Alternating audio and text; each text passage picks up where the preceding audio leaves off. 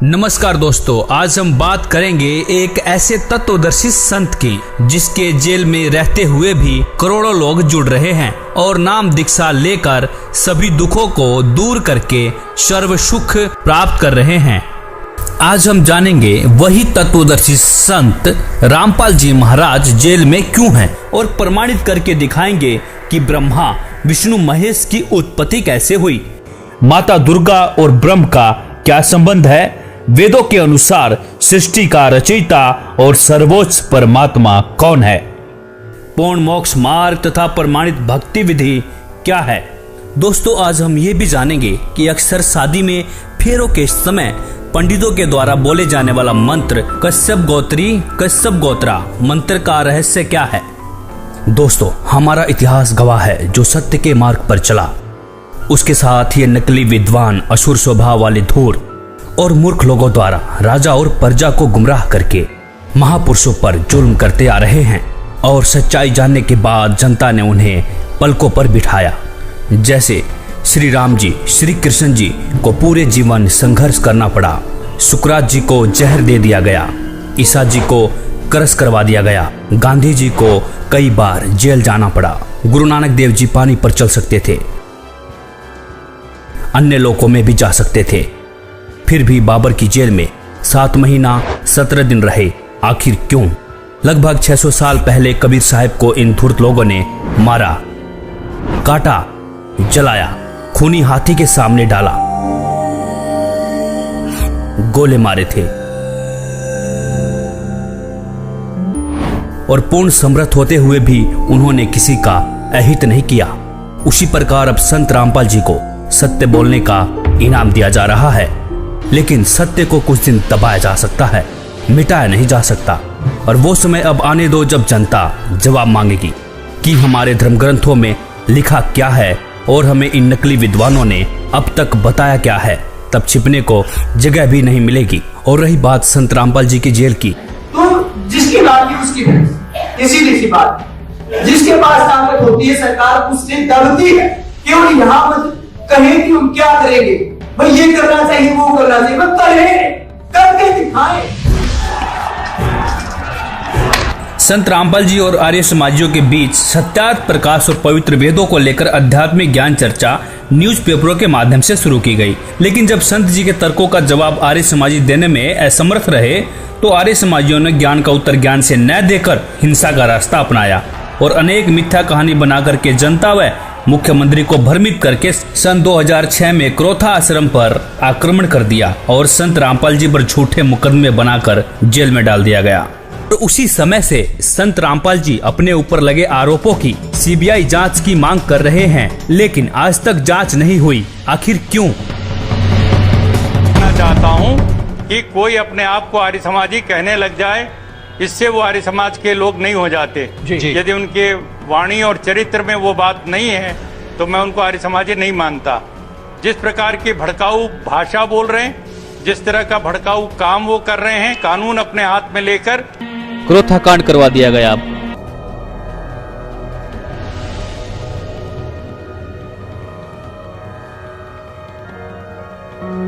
बरवाला कांड करवा दिया गया। फिर संत रामपाल जी 2008 में बाहर आए, प्रचार प्रसार शुरू किया, बहुत तेजी से श्रद्धालु जुड़ने लगे। संत जी का बढ़ता बोलबाला देखकर फिर से संत रामपाल जी को सन 2014 में षड्यंत्र के तहत जमानत कैंसिल करवा के जेल में डाल दिया गया।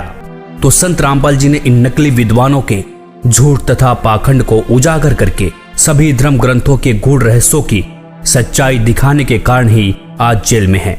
इसी संदर्भ में कबीर साहब जी ने भी कहा था, 5000 और 500 जब कलयुग बीत जाए, महापुरुष फरमान तब जग तारन को आए, जो मम संत सत उपदेश दृढ़ावे, वाके संग सभी राड बढ़ावे, या सब संत महंतन की करनी, धर्मदास में तो से वर्णी। अर्थात जो मेरा संदेश वाहक संत होगा उसके साथ संत महंत ईर्षा, झगड़ा और विरोध करेंगे, यह भी उस पूर्ण संत की मुख्य पहचान होगी। संत रामपाल जी ने अपने करोड़ों शिष्यों के अंधविश्वास, पाखंडवाद, रीति रिवाज, दहेज प्रथा,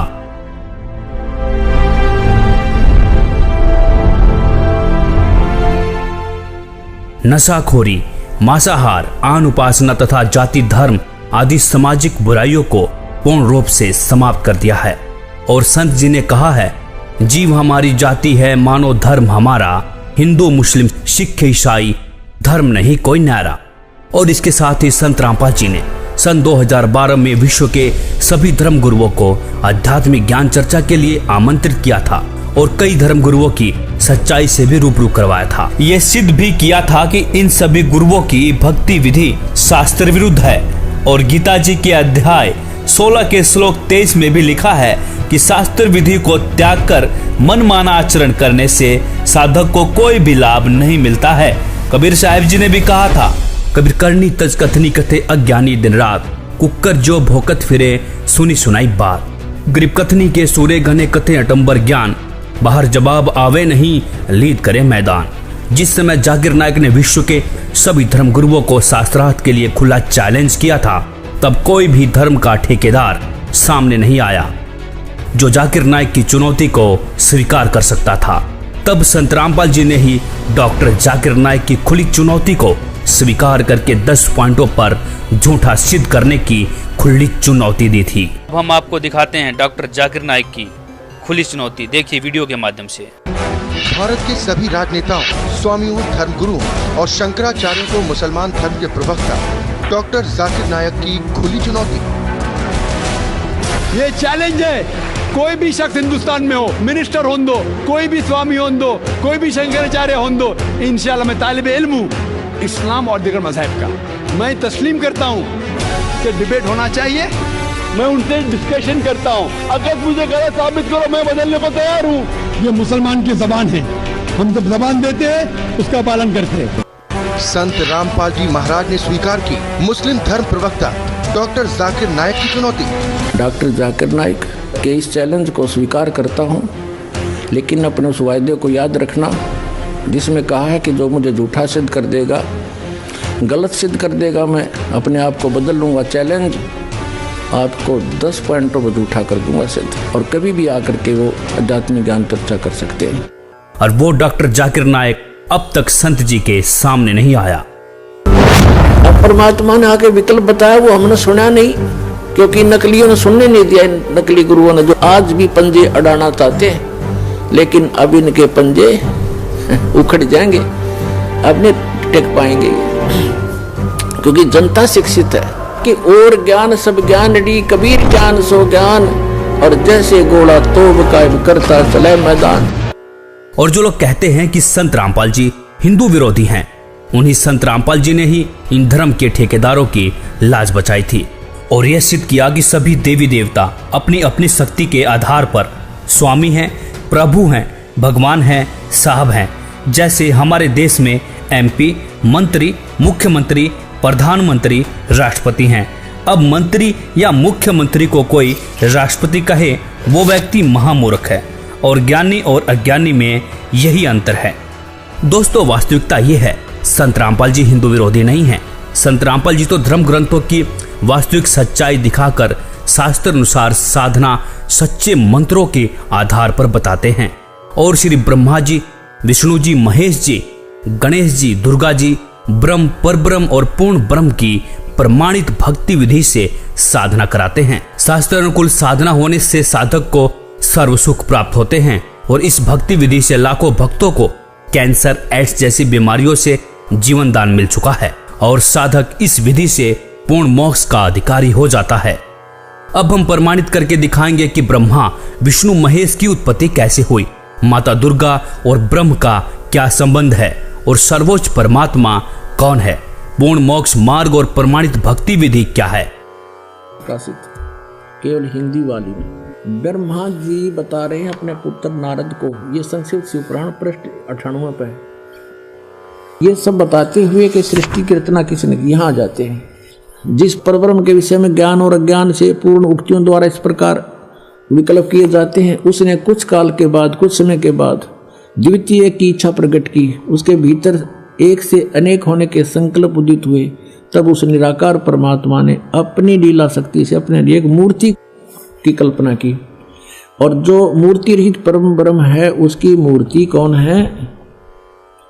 ये 100 पृष्ठ पे पढ़ रहे हैं हम, 100 पृष्ठ पे। भगवान सदाशिव हैं, ये काल है सदाशिव। अर्वाचीन और प्राचीन विद्वान उन्हीं को ईश्वर कहते हैं। उस समय एकाकी रहकर सब इच्छा अनुसार विहार करने वाले उन सदाशिव ने अपने विग्रह से, अपने शरीर से स्वयं ही एक स्वरूप भूता शक्ति की सृष्टि की, जो उनके अपने श्रीअंग से कभी अलग होने वाली नहीं थी। उस पराशक्ति को प्रधान प्रकृति भी कहते हैं। उस दुर्गा को गुणवती माया बुद्धि तत्व की जननी और विकार रहित बताया गया है। वह शक्ति अंबिका कही गई है, उसी को प्रकृति दोबारा फिर कहा है। प्रकृति सर्वेश्वरी और त्रिदेव जननी नित्या और मूल कारण भी कहते हैं। सदाशिव द्वारा प्रकट की गई उस प्रकृति के 8 भुजाएं, ये प्रकृति दुर्गा को कहते हैं। कति स्पष्ट हो गया।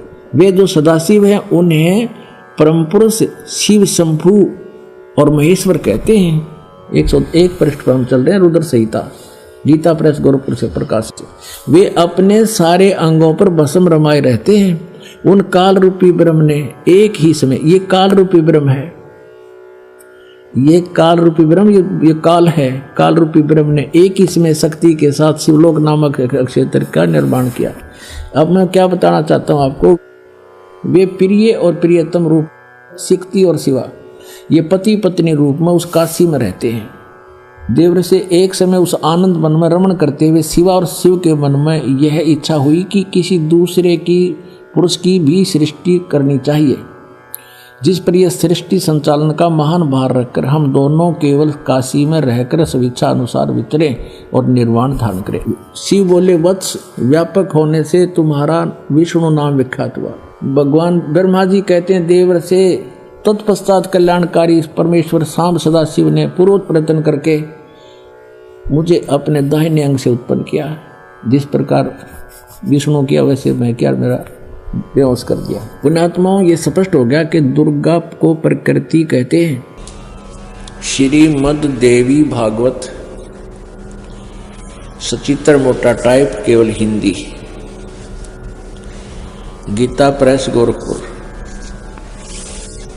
इसके तीसरे स्कंद में 123 पृष्ठ पे है।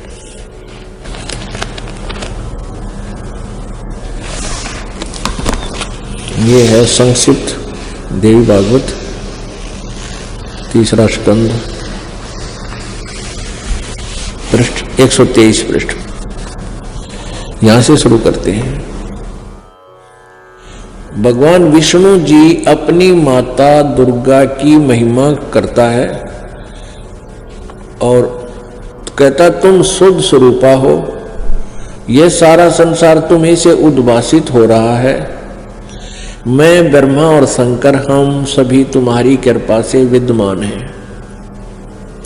हमारा आविर्भाव बिन जन्म, तिरोभाव बिन मृत्यु हुआ करता है। हमारा तो जन्म और मृत्यु, आविर्भाव और तिरोभाव होता है, अर्थात हम अविनाशी नहीं हैं। केवल तुम ही नित्य हो, तुम ही अविनाशी हो, जगत जननी हो, प्रकृति और सनातनी देवी हो। ये प्रकृति भी दुर्गा को ही कहते हैं। अब यहां देखिएगा, भगवान शंकर बोले,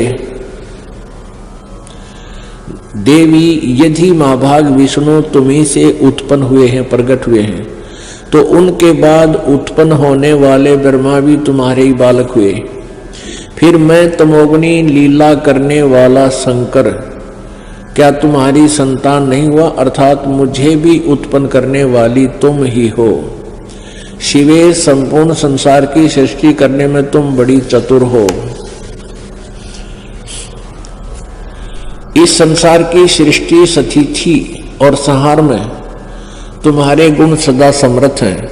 उन्हीं तीनों गुणों से उत्पन्न हम ब्रह्मा, विष्णु एवं शंकर, यानी रजगुण ब्रह्मा, सतगुण विष्णु, तमगुण शिवजी शंकर नियम अनुसार कार्य में तत्पर रहते हैं। देखिएगा, अब इसके हम फिर आते हैं 7वें स्कंद में, और इसमें स्पष्ट लिखा है, गीता जी अध्याय नंबर 7 के श्लोक नंबर 4-5 में इकट्ठा किया है कि मेरी 2 प्रकार की प्रकृति है। एक तो जड़ प्रकृति ये जड़ प्रकृति, और इससे दूसरी है वो जीव रूपा, यानी यह प्रकृति दुर्गा है मेरी। और 14वें अध्याय के अपने आत्मा में थोड़ा कंसेप्ट क्लियर हो जाए, क्योंकि बार बार नहीं मिलता है समय जो आज रजा बख्शी भगवान ने। 3, 4, 5 में ही देखिएगा, अध्याय नंबर 14 श्रीमद् भगवत गीता, और यहां देखिएगा 3रा श्लोक। हे अर्जुन, मेरी महत ब्रह्म रूप मूल प्रकृति संपूर्ण भूतों की यानी प्राणियों की योनि है, अर्थात गर्भाधान स्थान है, और मैं सबका पिता हूं। मैं उस योनि में गर्भ को स्थापन करता हूं, गर्भम दधामी, उसके संयोग से इन्होंने कुछ अपना बना रखा। सब भूतों की उत्पत्ति यानी प्राणियों की उत्पत्ति होती है। 4 में क्या कहा है? हे अर्जुन, नाना प्रकार की शरीरों में योनियों में जितने भी मूर्तियां अर्थात शरीरधारी प्राणी उत्पन्न होते हैं, प्रकृति तो उन सब की माता है, गर्भ धारण करने वाली माता, और मैं बीज स्थापन करने वाला पिता हूं। 5 में क्या कहा है? हे अर्जुन, सतगुण रजगुण और तमगुण ये प्रकृति से उत्पन्न, दुर्गा से उत्पन्न, प्रकृति संभवा, रजगुण ब्रह्मा, सतगुण विष्णु, तमगुण शिव जी, दुर्गा से उत्पन्न तीनों गुण अविनाशी जीव आत्मा को शरीर में बांधते हैं। ये कहेंगे तो ये रोक रहे हैं तीनों, ब्रह्मा विष्णु महेश कर्मानुसार, और परमात्मा कहते नहीं, ये पांचों मिलकर प्रपंच बना रखा है, हमारी बात को समझ लेना, इनकी बातों में मत आना। अब परमात्मा कहते हैं कि इन पांचों ने मिलकर ब्रह्मा विष्णु महेश माया दुर्गा और ये काल कहिए, इन पांचों ने मिलकर ये प्रपंच बना रखा है। वाणी हमारी लइए, हमारे ज्ञान को गहराई से समझना। अब देखते हैं वेदों के अनुसार सृष्टि की रचना और माता दुर्गा, अष्टंगी व ज्योति निरंजन ब्रह्म की उत्पत्ति किसने की? अथर्ववेद भाषा भाष्य, भाष्यकार है तीसरे ने, ये जब प्रदजे विद्वानस्य बंधु विश्वा देवानाम जनीमा विभक्ति ब्रह्मे ब्रह्मणे उद्भारे मध्यात नीचे ऊंचे सवधा अभी प्रतस्थो। सर्वप्रथम देवताओं व ब्रह्मांडों की उत्पत्ति के ज्ञान को जिज्ञासु भक्त का, विद्वानस्य जो बंधु यानी वास्तविक साथी अर्थात पूर्ण परमात्मा है, अपने निज सेवक को, अपने जनीमा अपने द्वारा सर्जन किए हुए को विभक्ति स्वयं ही ठीक ठीक विस्तार पूर्वक बताता है। अपने द्वारा रची सृष्टि को वो स्वयं ही बताता है कि ब्रह्म ने यानी पूर्ण परमात्मा ने मध्यात अपने मध्य से अर्थात सबद शक्ति से ब्रह्म है माने ब्रह्म क्षर पुरुष अर्थात काल को उद्भार माने उत्पन्न करके विश्व सारे संसार को अर्थात सब लोगों को ऊंचे ऊपर सतलोक आदि और नीचे परब्रह्म व ब्रह्म के सर्व ब्रह्मांड सबधा अपनी धारण करने वाली अभी आकर्षण शक्ति से प्रतस्थौ दोनों को अच्छी प्रकार स्थापित किया। कति कंसेप्ट क्लियर। उस परमात्मा ने सबसे पहले अपने वहां एक शक्ति उत्पन्न की, उस से सब ब्रह्मांडों को ठहराया और फिर उस परमात्मा पूर्ण परमात्मा आप ही आकर अपने निज साथी को विशेष भगत को बताता है। वो अपने द्वारा रची हुई सृष्टि को स्वयं ही ठीक ठीक वर्णन करता है कि पूर्ण परमात्मा ने अपने मध्य से मध्यात अपने अंदर से अपनी सबद शक्ति से इस ब्रह्म काल की उत्पत्ति की। 5वें में लिखा है कि उसी मूल मालिक से अभ्यग्रम सर्वप्रथम स्थान पर आष्ट्रय अष्टंगी अर्थात दुर्गा प्रकृति देवी जनु से माने उत्पन्न हुई। सैबुदिन्यात आष्ट्रय जनु से, आष्ट्रय माने अष्टंगी 8 भुजा वाली दुर्गा की उत्पत्ति हुई। आष्ट्रय माने अष्टंगी माया दुर्गा अर्थात प्रकृति देवी की उत्पन्न हुई, क्योंकि नीचे के परब्रह्म और ब्रह्म के लोकों का प्रथम स्थान सतलोक है। यह तीसरा धाम भी कहलाता है। तस्य इस दुर्गा का भी मालिक यानी उसका भी पिता सम्राट राजाधिराज बृहस्पति सबसे बड़ा पति यानी परमेश्वर, वह जगत गुरु देवता परमेश्वर है। इसका भी पिता यानी मालिक, इस दुर्गा का भी मालिक वो परमात्मा ही है, जिससे सबका वियोग हुआ है, जो सबसे विमुख होकर आए हैं, वहां से बिछड़े हैं। अतः इसके बाद ज्योतिष माने ज्योत निरंजन अर्थात काल के, शुक्र माने बीज शक्ति से, जनिष्ठ दुर्गा के उदर से उत्पन्न होकर विप्रा भक्त आत्माएं अलग से धूमंतु, धूमंत माने मनुष्य लोक और स्वर्ग लोक में ज्योति निरंजन के आदेश से दुर्गा ने कहा वसंतु, यानी स्वर्गलोक और पृथ्वी लोक पर निवास करो, निवास करने लगी। कति स्पष्ट कर रखा है। अब सातवें में कमाल किया कि वो कौन है, वो परमात्मा जो देव बंधु है, सबका साथी है, जिसने उस ऊपर के लोक रचे, नीचे के लोक रचे, दुर्गा की उत्पत्ति की, काल ज्योति निरंजन की उत्पत्ति की। वो है कौन? इस सातवें मंत्र में स्पष्ट कर दिया, वो कबीर देव है।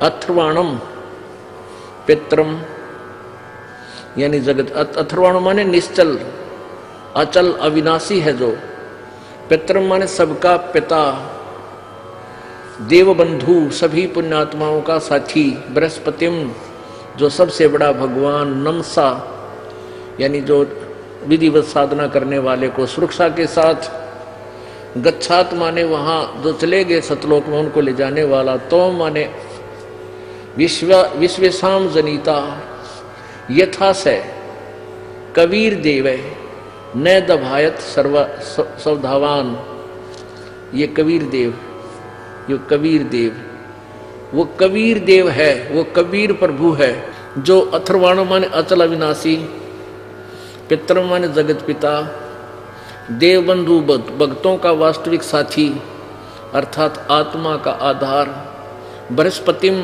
जगत गुरु, बृहस्पति माने सबसे बड़ा ज्ञानदाता परमात्मा, चै तथा नमसा विनम्र पुजारी अर्थात विधिवत साधक को सुरक्षा के साथ गच्छात सतलोक गए हुओं को सतलोक ले जाने वाला, विश्वेशाम यानी सर्व ब्रह्मांडों का की जनिता रचना करने वाला अर्थात जगदम्बा अर्थात माता के गुणों से युक्त भी युक्त, न दभायत काल की तरह धोखा न देने वाले, स्वाधावान मन स्वभाव अर्थात गुणों वाला, यथा ज्यों का त्यों अर्थात वैसा ही वह, स माने वह, तो माने आप, कबीर देव है, कबीर देव, कबीर देव भाषा भिन्न होने से इसे हम कबीर साहब कहते हैं, वो कबीर साहब है। और ब्राह्मण जी ने सबसे पहले श्लोक ये बोला था कि काश्यप गोत्रा काश्यप गोत्री, बाण भाईताम स्वरूपम बना दिए उसने, यो काश्यप गोत्रा और काश्यप गोत्री एक गोत्र के क्यों करो हम। इस तत्व ज्ञान से दास परिचित था, लेकिन उनको उस समय यह बताना उचित नहीं समझा, क्योंकि वो तो सारे फिर वो दूसरे ज्ञान से भरे हुए थे, तो मेरे वह बात समझ में आ गई रहे। सचमुच ये तो परमात्मा ने जो ज्ञान बताया उससे समझ में आती है। परमात्मा कहते हैं काश्यप गोत्रा काश्यप गोत्री पंडित शाखा लाया, और कोई तत्ववेत्ता ज्ञानी जाना यो बाण ब्याह घर लाया। कोई तत्वदर्शी संत ही जानता है कि बाण को ब्याह के घर लाया था। और इस आप किसी भी फेरे हम देख लियो, सबसे पहले ये पंडित ने बोलेंगे काश्यप गोत्रा काश्यप गोत्री, फिर और उठ पटांग बिराना के बोलिया करें। तो पहला श्लोक है इनका। अब परमात्मा की ये आगे जो लाइन है, पंक्तियां हैं, अब समझ में आएंगे आपके। क्या बताते हैं? माँ अष्टंगी पिता निरंजन, ये जम दारुण वंशन अंजन, पहले कीन निरंजन राई ही पीछे से माया उपजाई। पहले ज्योति निरंजन को अंडे से उत्पन्न किया और पीछे दुर्गा का शरीर बनाया परमात्मा ने अपनी सबद शक्ति से, और फिर दुर्गा के रूप को देख करके, सुंदरता को देख कर ये काल उसके ऊपर वशीभूत हो गया। ये 3 पुत्र उत्पन्न किए। क्या कहते हैं? ज्ञान बोध और बोध सागर में पृष्ठ नंबर 21 पर, धर्मदास ये जग बोराना, कोई ना जाने पद निर्वाणा। यही कारण मैं कथा पसारा, जग से कही एक राम नियारा। ये राम है यहाँ पर। अब मैं तुमसे कहूं चिताई, तेरे देवन की उत्पत्ति भाई।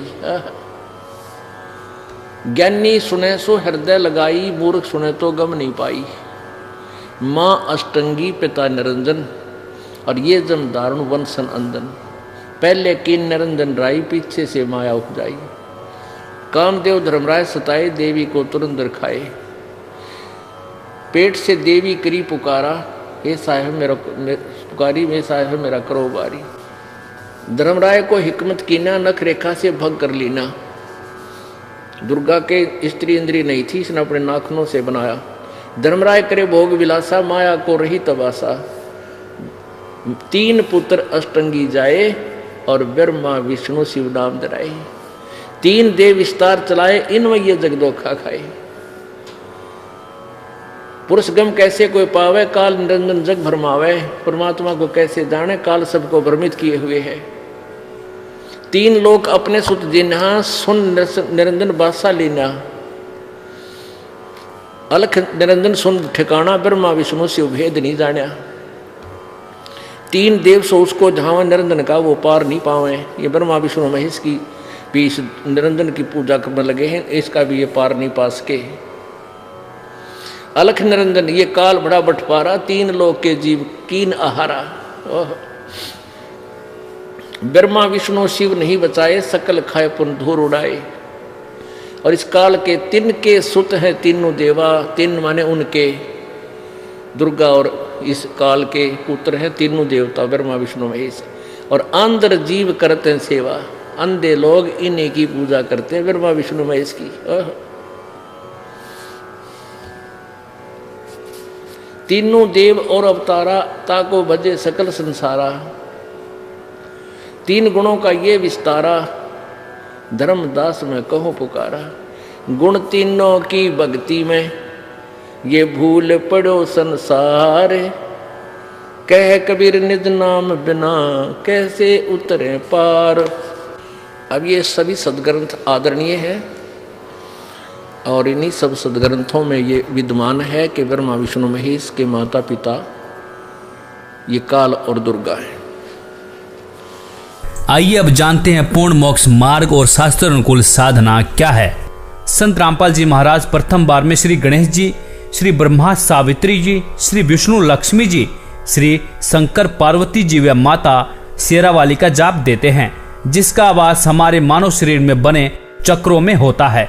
मूलाधार चक्र में श्री गणेश जी का वास, स्वाद चक्र में ब्रह्मा सावित्री जी का वास, नाभि चक्र में लक्ष्मी विष्णु जी का वास, हृदय चक्र में शंकर पार्वती जी का वास, कंठ चक्र में शेरावाली माता का वास, और इन सब देवी देवताओं के आदि अनादि नाम मंत्र होते हैं, जिसका वर्तमान में गुरुओं को ज्ञान नहीं है। इन मंत्रों के जाप से ये 5 चक्र खुल जाते हैं। इन चक्रों के खुलने के बाद मानव भक्ति करने के लायक बनता है। सदगुरु गरीबदास जी अपनी वाणी में प्रमाण देते हैं कि 5 नाम गुज गायत्री आत्म तत्व जगाओ, ओम किलियम हरियम श्रियम सोहम ध्याओ। भावार्थ, 5 नाम जो गुज गायत्री हैं, इनका जाप करके आत्मा को जागृत करो। दूसरी बार में 2 अक्षर का जाप देते हैं, जिसमें एक ओम और दूसरा तत्, जो कि गुप्त है, उपदेशी को बताया जाता है, जिसको श्वास के साथ जाप किया जाता है। तीसरी बार में शार नाम देते हैं, जो कि पूर्ण रूप से गुप्त है, उसे सतगुरु ही देते हैं। अब जानेंगे प्रमाणित भक्ति विधि क्या है और पूजनीय और सर्वोच्च परमात्मा कौन है। सबका मालिक एक परमेश्वर, परम ईश्वर, परम ईश्वर, परम वर ईश, परम पूर्ण ब्रह्म, पर ब्रह्म, ब्रह्म, परम अक्षर पुरुष, क्षर पुरुष, अर्थात परमेश्वर शब्द के संधि विच्छेद में ईश सबसे छोटा परमात्मा है, उससे बड़ा उसका वर अर्थात ईश का स्वामी ईश्वर, और ईश्वर से भी बड़ा परमेश्वर होता है। अर्थात परमेश्वर शब्द से 3 परमात्माओं का बोध होता है, जैसे ईश और ईश्वर, परमेश्वर, ब्रह्म, पर ब्रह्म, पूर्ण ब्रह्म, जिसे पार ब्रह्म भी कहते हैं, क्षर पुरुष, अक्षर पुरुष, परम अक्षर पुरुष। इस बात का उल्लेख पुराणों में है, संतों की वाणियों में है और गीता जी में भी है। ओम तत्सत गीता अध्याय 17 के श्लोक 23 में ऐन सीन काफ कुरान शरीफ सूरा 42 आयात 1 में नाम मंत्र का संकेत है।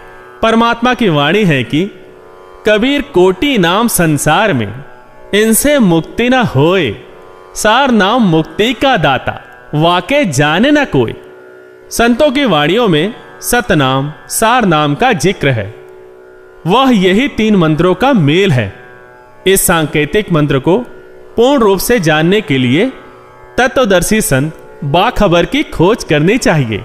वह संत ही पूर्ण होता है जो पूर्ण परमात्मा का पूर्ण ज्ञान कराता है तथा पूर्ण मंत्र नाम प्रदान करता है, जिससे पूर्ण मोक्ष प्राप्त होता है। इस विधि से साधना करके साधक फिर लौटकर इस संसार में कभी वापस नहीं आता।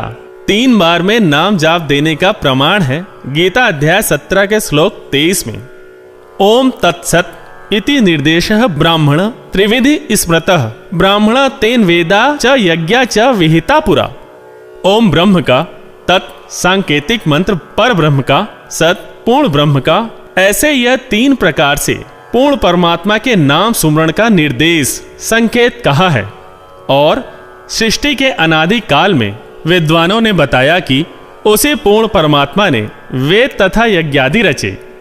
संख्या नंबर 822 सामवेद उत्तार्चिक अध्याय 3 खंड 5 श्लोक नंबर 8 का भाषा भाष्य है।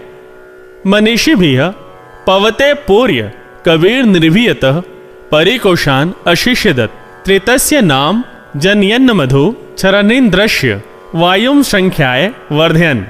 शब्दार्थ है सनातन अर्थात अविनाशी कबीर परमेश्वर मानव रूप धारण करके अर्थात गुरु रूप में प्रकट होकर हृदय से चाहने वाले श्रद्धा से भक्ति करने वाले भक्तात्मा को 3 मंत्र अर्थात नाम उपदेश दे के पवित्र करके जन्म व मृत्यु से रहित करता है तथा उसके प्राण अर्थात जीवन श्वासों को जो संस्कार वश गिनती के डाले हुए होते हैं को अपने भंडार से मित्रता के आधार से पूर्ण रूप से बढ़ाता है, जिस कारण से परमेश्वर के वास्तविक आनंद को अपने आशीर्वाद प्रसाद से प्राप्त करवाता है। उपरोक्त विवरण से स्पष्ट हुआ कि पवित्र चारों वेद भी साक्षी हैं कि पूर्ण परमात्मा ही पूजा के योग्य है। उसका वास्तविक नाम कबीर देव कबीर परमेश्वर है तथा 3 मंत्र के नाम का जाप करने से ही पूर्ण मोक्ष होता है। कबीर परमेश्वर जी भी 600 वर्ष पहले इन धर्म ग्रंथों की सच्चाई वाणियों के माध्यम से बताते थे। इन नकली मुल्ला पंडों ने अपने पाखंड को छिपाने के लिए परमेश्वर पर अनेकों जुल्म करवाए और अब संत रामपाल जी कबीर सागर के आधार पर ही सभी सदग्रंथों में सच्चाई दिखा रहे हैं और अब इन नकली संत महंतों को हजम नहीं हो रही है और ये अब नकली गुरु अपनी अज्ञानता को छुपाने के लिए राजा और जनता को भ्रमित करने की कोशिश कर रहे हैं, जबकि इनका आध्यात्मिक ज्ञान 0 है। इसीलिए संत रामपाल जी पर कीचड़ उछाल रहे हैं। लेकिन अब जनता पढ़ी लिखी समझदार है, इन सदग्रंथों को खुद पढ़ सकते हैं। और कबीर साहब जी कहते हैं कि जानबूझ साची तजे करे झूठ से ने, ताकि संगत हे प्रभु सौपन में भी ना दे। अर्थात सच्चाई जानकर भी झूठ को महत्व दें, ऐसे निकम्मे का संग सपने में भी न करें।